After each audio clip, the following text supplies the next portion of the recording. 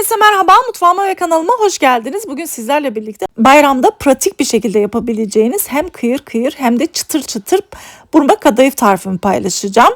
Çok önemli püf noktaları var. Lütfen videoyu atlamadan izlemenizi tavsiye ediyorum ve hemen tarife geçiyorum.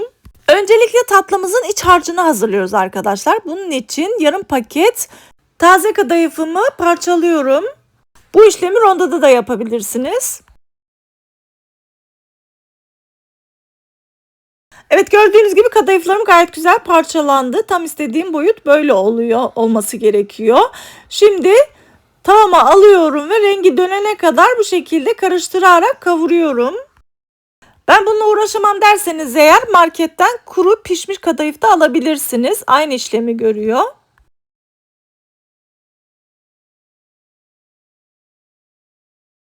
Evet, kadayıflarımı gayet güzel kavurdum. İstediğim renk tam böyle olması gerekiyor. Şimdi tabağıma alıyorum ve kıydığım cevizlerimi ekliyorum.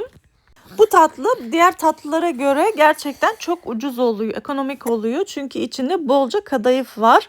Cevizi de diğerlerine oranla daha az kullanıyoruz.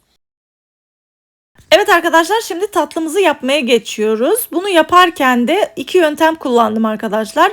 İlki başarısız bir yöntem oldu. Onu da özellikle size göstermek istedim. Bir yerde karşınıza çıkarsa eğer sonucunu inanın ben de böyle beklemiyordum.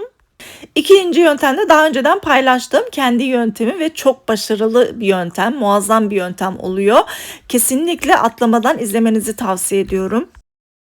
Evet, kadayıflarımı sarılacak şekilde öbek öbek ayırdıktan sonra masama serdim ve üzerine böyle fısfıslı bir şişeyle su serpiyorum.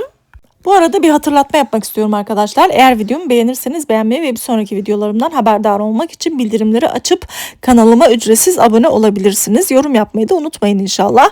Bir de beni diğer sosyal medya hesaplarımdan da takip etmek isterseniz eğer Rahma Baylan olarak aramanız yeterli olacaktır. Evet, kadayıflarıma su sıktıktan sonra üzerine örtüyorum ve bir 15 dakika beklettikten sonra iç harcımı da güzelce döküyorum ve kadayıflarımı sarmaya başlıyorum.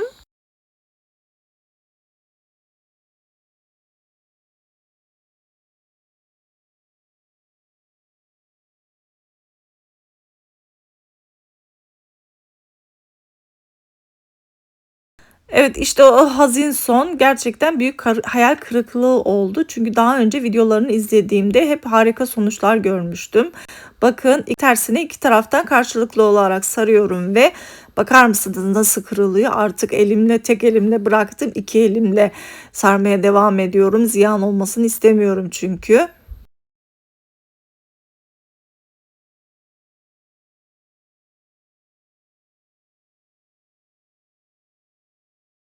Bu uçta daha net görünüyor nasıl parçalandığı. Bakar mısınız? Çevirdikçe kum gibi dağılıyor mübarek.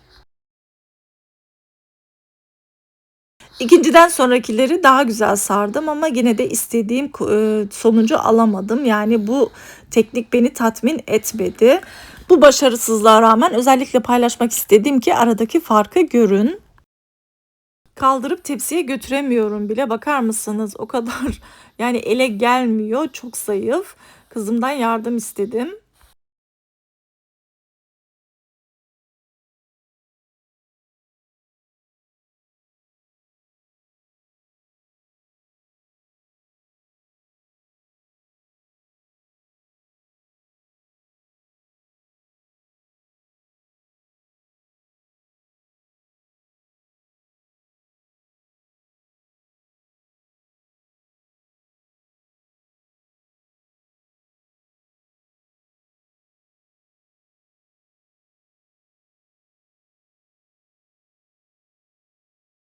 Evet arkadaşlar, şimdi geldik ikinci yönteme. Gerçekten çok başarılı bir yöntem. Tencerede suyum kaynıyor. Üzerinde böyle kevgir gibi bir aparat yerleştiriyorum ve kadayıflarımı ikişer halinde uzunlamasının üzerine yerleştirip yaklaşık bir 10 saniye bekletiyorum. Suyun buharıyla çok güzel yumuşuyor. Bakın, tiril tiril oluyor. Böyle bir aparatınız yoksa eğer makarna süzgeci ya da düz bir delikli tepsi de kullanabilirsiniz. Evet, gördüğünüz gibi saramadığım kadayıfımı artık iç olarak kullanıyorum.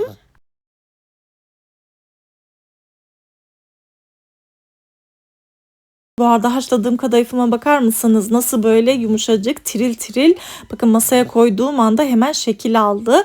Şimdi bu şekilde uzunlamasını açıyorum ve bolca içini yerleştiriyorum.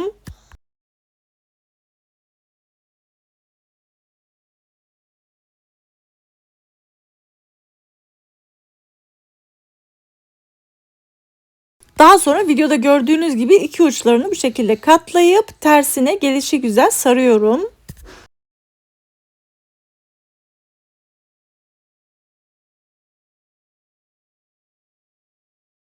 Sizin için daha kaliteli ve net görüntü olsun istediğim için mutfakta yer yok. O yüzden oturma odasındaki masamda sarıyorum arkadaşlar. Mutfakta haşlıyorum ve oturma odasını masaya getirip orada sarmaya devam ediyorum. Bu süre zarfında gördüğünüz gibi kesinlikle kuruma falan olmuyor. Sizin mutfakta çalışma alanınız çoksa daha rahat bir şekilde hızlıca sarabilirsiniz. Bir önceki kadayıfla şimdikinin arasındaki farkı anladınız mı? Gerçekten muntazam bir şekilde böyle dümdüz sarılıyor. Ve gördüğünüz gibi içi de asla dökülmüyor.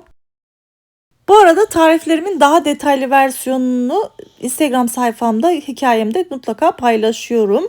Kafanıza takılan bir konu varsa oradan da takip edebilirsiniz. Evet arkadaşlar, son kadayıfımı da sardıktan sonra bir paket yani 250 gram tereyağımı erittim. Sade yağ haline, köpüklerini alıp sade yağ haline getirdikten sonra bir çay bardağı da sıvı yağ koyup kadayıflarımın üzerine detaylı bir şekilde bolca gezdiriyorum.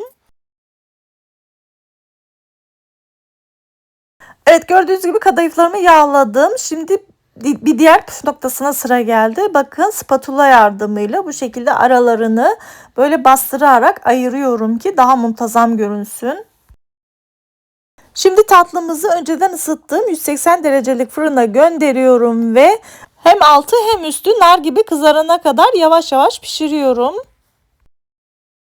Tatlımız pişerken şimdi şerbetini hazırlıyoruz. Koyu bir şerbet hazırlayacağız arkadaşlar. Bunun için 4 su bardağı şeker ve 4 su bardağı suyu tencereme alıyorum ve ocağımın altını yakıp şerbetimi kaynatmaya başlıyorum.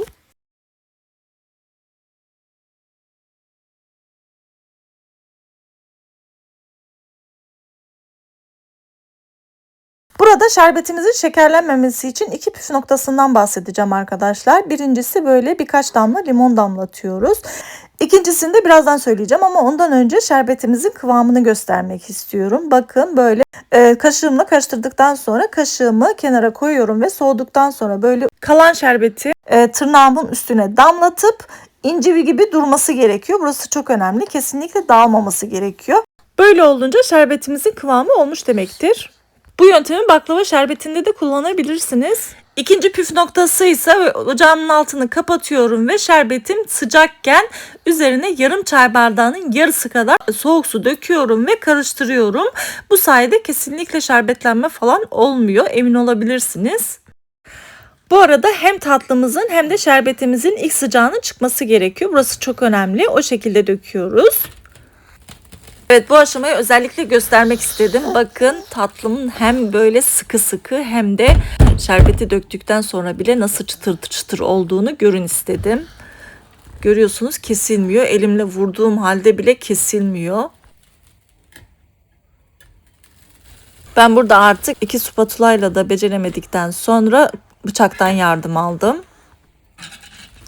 Bu tatlıyı ben kermes için yapmıştım arkadaşlar. O yüzden yiyerek size test edemeyeceğim. Ama özellikle çatalla batırıp içinin dokusunu ve kıvamını, şerbetin kıvamını göstermek istiyorum. Bakın, çatalı batırdığım anda hem çıtır sesi hem de gayet güzel kaldırabildim. Altının ıslaklığına bakın, içinin kıyırlığına. İnanın, yani bu lezzet muhteşem bir şey. Kesinlikle tavsiye ediyorum. Mutlaka bu yöntemle yapın ve sevdiklerinize paylaşın diyorum. Daha önce yapanlar gerçekten çok güzel sonuç aldılar ve çok güzel dönüşler sağladılar. Siz de mutlaka yapın ve sevdiklerinize paylaşın diyorum. Bir sonraki yeni ve farklı tariflerimde görüşmek üzere. Allah'a emanet olun. Hoşça kalın.